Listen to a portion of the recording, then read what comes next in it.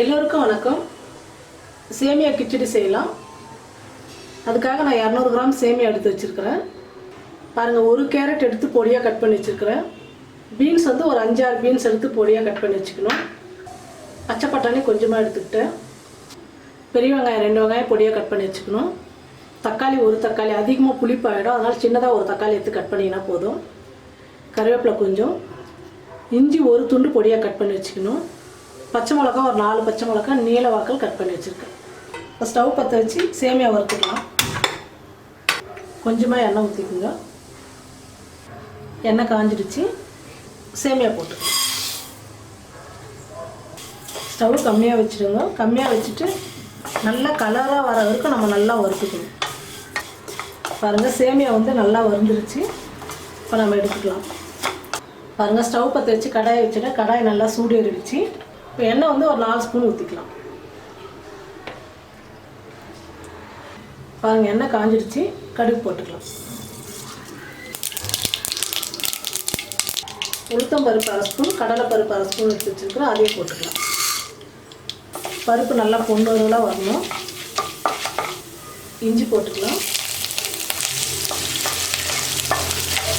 பச்சை மிளகாய். பாருங்கள், பருப்பு, இஞ்சி, பச்சை மிளகாய் எல்லாமே நல்லா வந்துடுச்சு. இப்போ வெங்காயம் போட்டுக்கலாம். கருவேப்பிலை. 1 நிமிஷம் வெங்காயம் நல்லா வதக்கலாம்.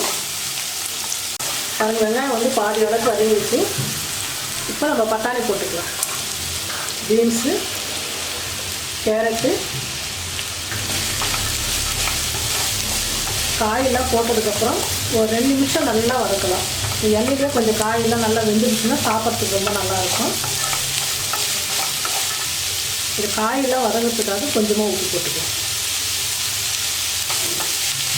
காய் வதக்கும் போதே நம்ம உப்பு போட்டோம்னா இந்த காயிலெல்லாம் கொஞ்சம் உப்பு வந்து நல்லா வதக்கும். இல்லைன்னா காய் சத்துன்னு இருக்கும். அதனால தான் கொஞ்சமாக உப்பு போட்டு வதக்கிக்கலாம். பாருங்கள், காய் நல்லா வதங்கிடுச்சு. இப்போ தக்காளி போட்டுக்கலாம்.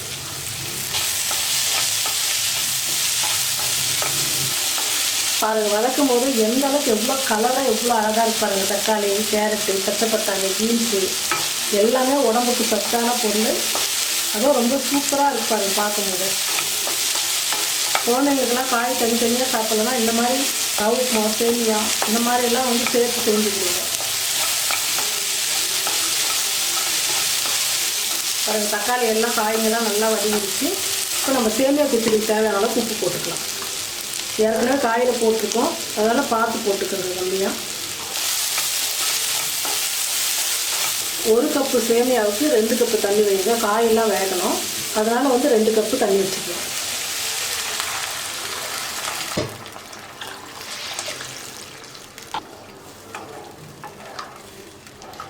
காயெல்லாம் நல்லா வெந்து தண்ணி நல்லா கொதிக்கிட்டோம். அதுக்கப்புறம் நம்ம சேமியா போட்டுக்கலாம். மஞ்சள் தூள் போட்டுக்கலாம்.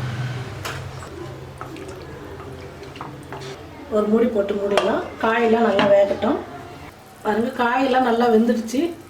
இப்போ நம்ம சேமியா போட்டுக்கலாம்.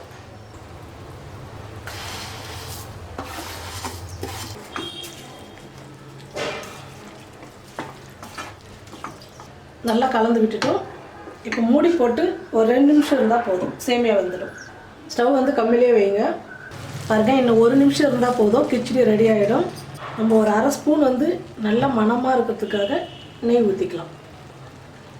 நல்லா கலந்து விட்டுடுங்க. 1 நிமிஷம் மூடி போட்டு மூடிக்கலாம். பாருங்கள், சேமியா கிச்சடி ரொம்ப நல்லா வந்திருக்குது. ரெடி ஆகிடுச்சு. மேலே வந்து கொத்தமல்லி தூவிக்கலாம். ஸ்டவ் ஆஃப் பண்ணிடலாம். சூப்பராக வந்திருக்குது சேமியா கிச்சடி. நீங்களும் இந்த மாதிரி செஞ்சு பாருங்கள். செஞ்சு பார்த்துட்டு கமெண்டில் சொல்லுங்கள், ஷேர் பண்ணுங்கள்.